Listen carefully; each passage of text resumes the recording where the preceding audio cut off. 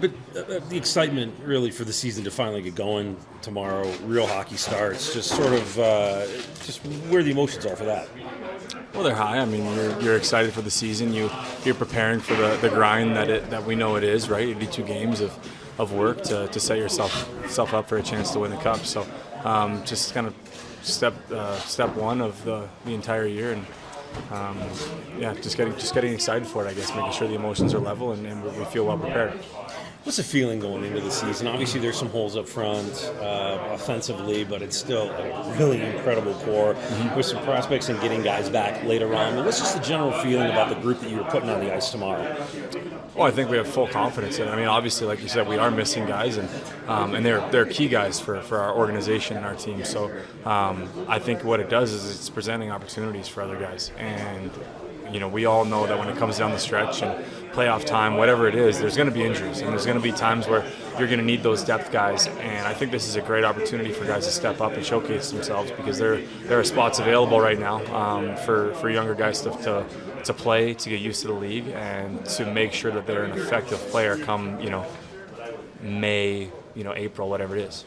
Solid group defensively, some new additions. Just tell me what you guys have on the blue line. Well, we have the same four guys: me, G, Kale, Taser, and then we added some depth, and Sammy's stepping up as from last year. I think he's made even more improvements, so that's exciting, because I think he's going to be a real key piece for us this year.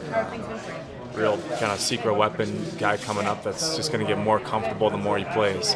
He's got all the tools, so it's just a matter of continuing to build that confidence and then understanding the game. And then we got guys that know how to play, right? We got some left shots. We got Chili, and we got Dahan, and we just picked up Ludwig. So, I mean, they're guys that know how to play in this league, and that's kind of what you need, I think. Those steady guys that just consistency. Thanks. Yeah, no problem. Just kind of the anticipation of the season. Obviously, it's real hockey starting tomorrow.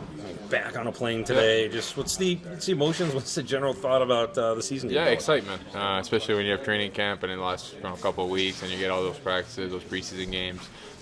They mean something, but they don't really in the way.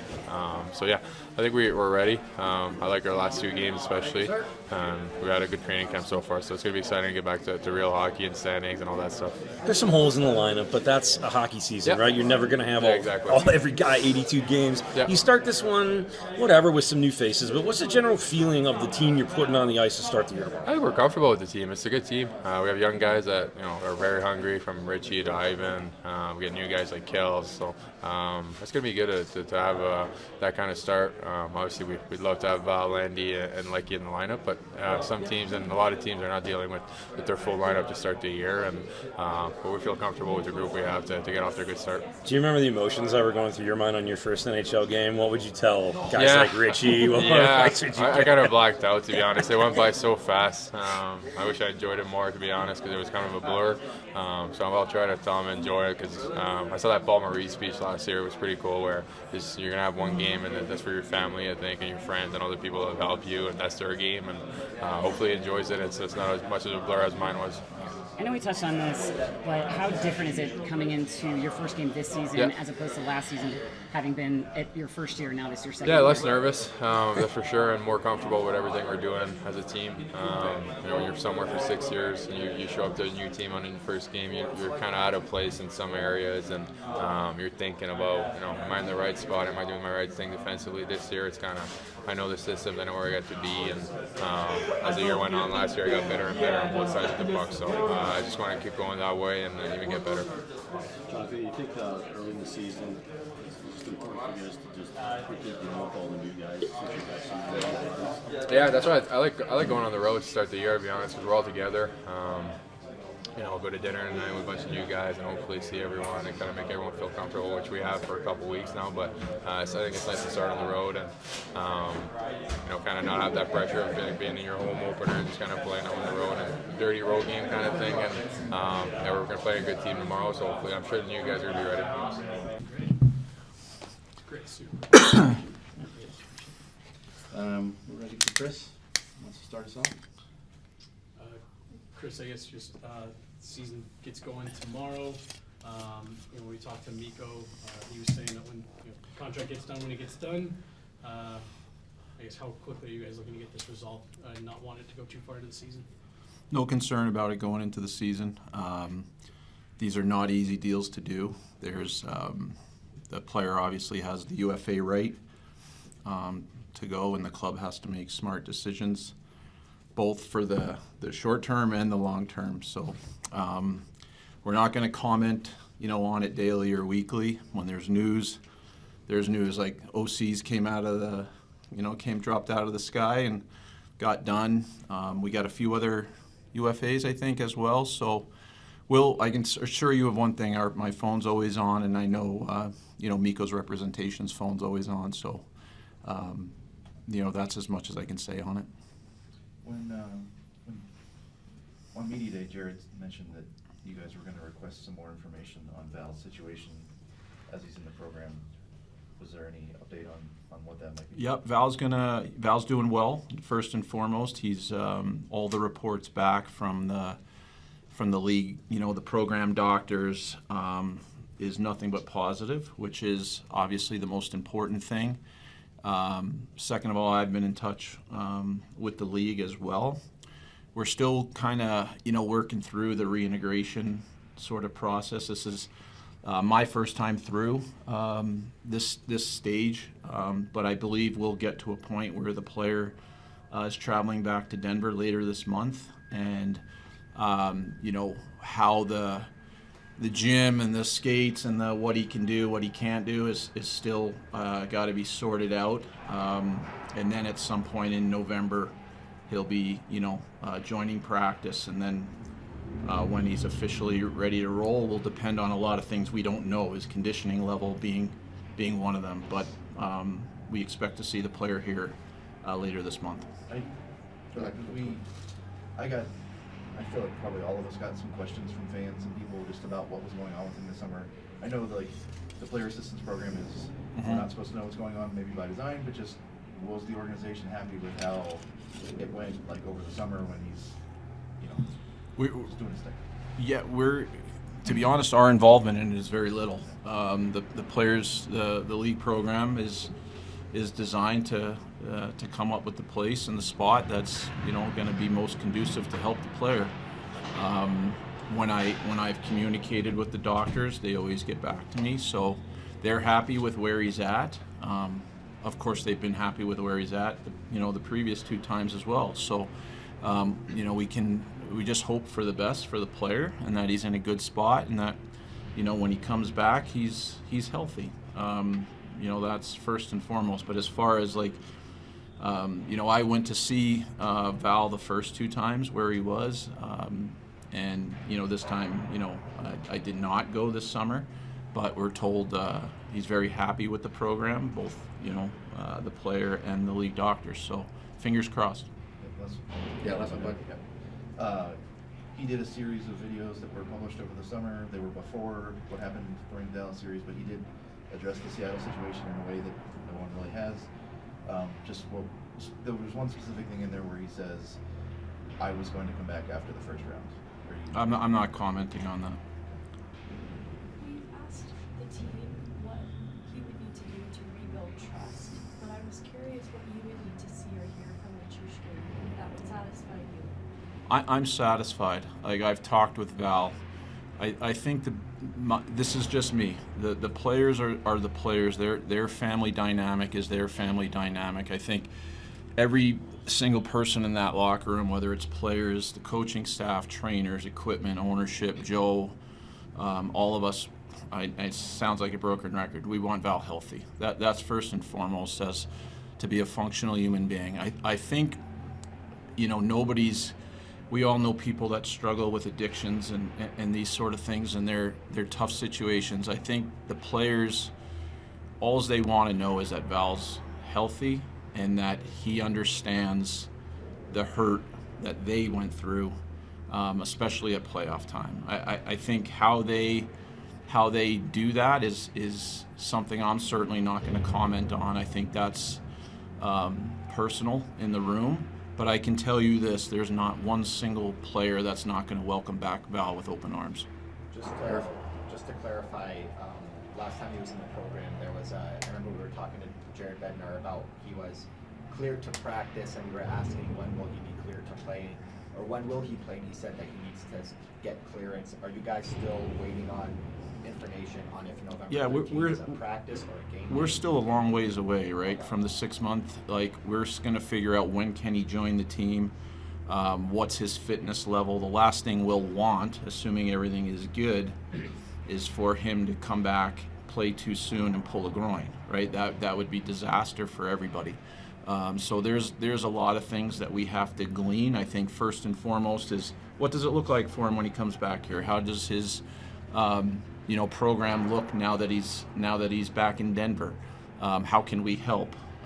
What can he do in the gym? Is it separate from everybody? When can he officially join practice and reintegrate and all that stuff? That is all stuff that over the next 3-4 weeks that we'll still have to pin down. Go ahead. Just our annual Gabe Landeskog update from your perspective. Where's he at now? Rehab. I know that sounds glib, but that's the truth. He continues. He's in the gym right now as we speak, grinding, and that's really all I know. This is not, as you guys know, this is not the do X, Y, and Z, and you're back in 4 weeks, 6 weeks, 6 months shoulder surgery. This is as far from that as you can get. So everything is going well, but we still got some work to do. Evan, then Eric. It's been rare for you guys to have this many roster spots open when camp starts, and you had 3 open forward spots, and it's been filled, and Jared said we just need 3. Are you guys happy with the 3 that stepped up, and I guess the guys beyond that, are you guys happy with kind of the performance of everybody? We tell you tomorrow night. Preseason's preseason, right? And at the level, we all know the level's going to get jacked up significantly here. So Kovalenko, Richie, Sam Malinsky, Ivan, what they've done is they've put themselves in a position to start to earn real trust in the regular season, and that's not easy to do. It's preseason is one thing, doing the right things in the summer is a prerequisite to have a chance to continue to earn an NHL jersey in a regular season game. So we're excited to see what they can do. They've certainly put in a lot of good work. They all played well in the preseason, but now that we all know the intensity and the 2 points are real.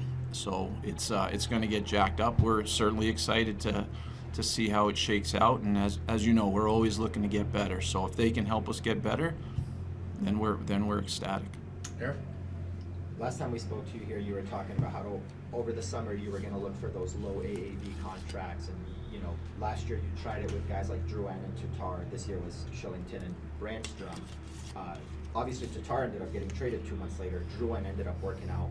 What made you this time around decide before the season begins, before he gets a chance to play in an NHL regular season game, that moving on from Brandstrom was the right choice? Well, I think the play of Sam Malinsky really elevated and showed us that he was not only a guy that was going to be in the roster, but he's pushing to be in the lineup. And when the opportunity came to make this deal and change the mix on the back end, I think the day before with Ludwig, that opened up this pathway for us to pick up a pick and to sort of clear up our cap certainly in the short run, that's for sure. So that was behind it. Corey. We've spent months now talking about how there's so much uncertainty going into the season. Just from what is it like as a management's perspective on a season like this, which seems like unlike anything else you guys have probably faced here?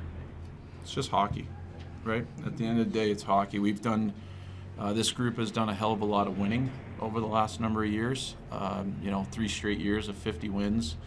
That's a lot of winning. That's hard.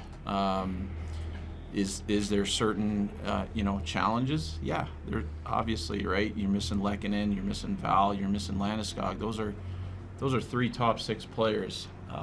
So is the first month going to be a challenge?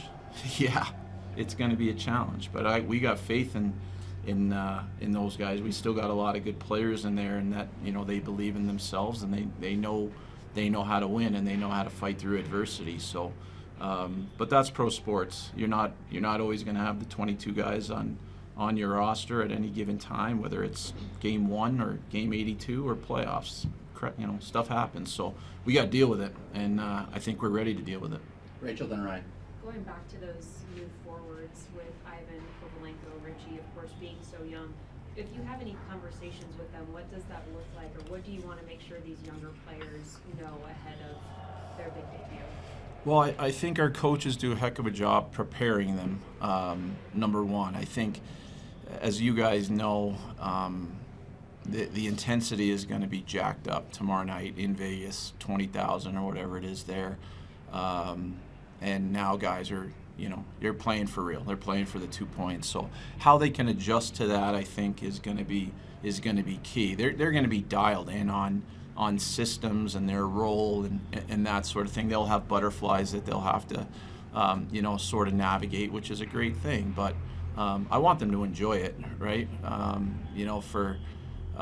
If they're Ivan's in or Cal's in, it's their first NHL regular season game. It's special. It's an honor to pull on an NHL jersey, and for them, I want them to enjoy it and maybe get a goal or 2.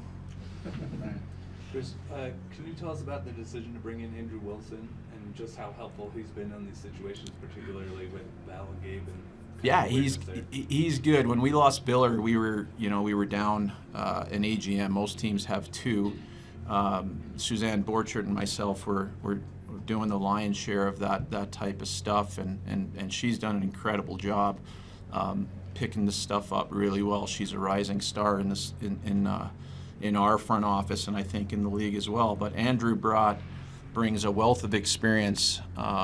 We watch the caps. We have our own cap stuff internally that we build and utilize every single day. But to have an opportunity to bring on somebody with 17 years of experience who's been handling question after question, situation after situation for every team in the league, we just thought it made sense. And once we got the blessing of ownership, it just was round peg, round hole for what we were looking for to augment our front office.